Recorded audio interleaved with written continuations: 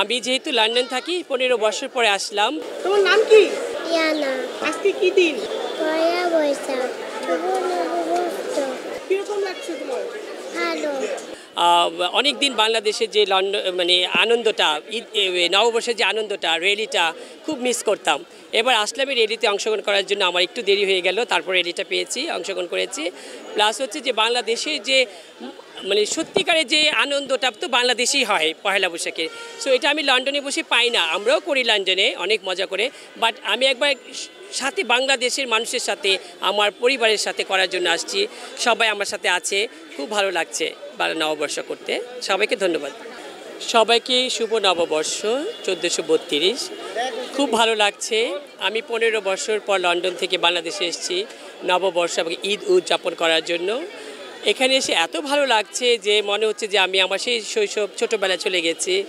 এবং র্যালিতে অংশগ্রহণ করলাম, বাউলদের একটা গানের প্রোগ্রাম দেখলাম। সব মিলে দিনটি এত ভালো যাচ্ছে। পান্তা ইলিশ খেলাম, আর আপনাদের সাথে আমি দিন কাটাচ্ছি সারাদিন, খুব ভালো লাগছে।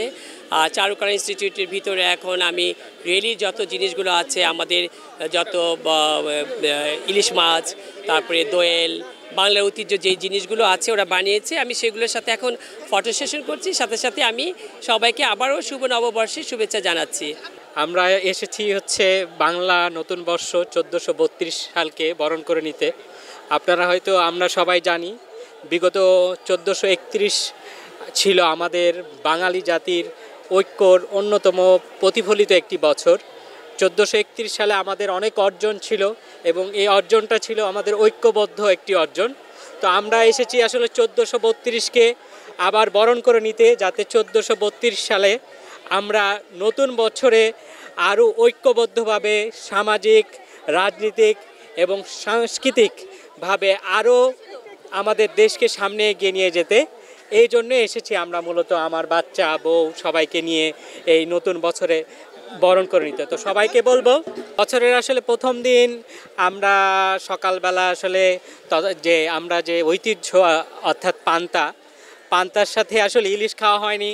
ইলিশের অনেক দাম থাকার কারণে, এছাড়া পান্তা অন্যান্যভাবে আমরা আসলে খেয়েছি। তারপরে আসলে সকালে বাচ্চাকে রেডি করে নিয়ে এসেই যাতে সে বাঙালি সংস্কৃতি এবং সংস্কৃতির সাথে পরিচিত হয়ে উঠতে পারে, এই জন্য আমরা এই যে ঢাকা বিশ্ববিদ্যালয়ে চলে এসেছি চারুকলায়।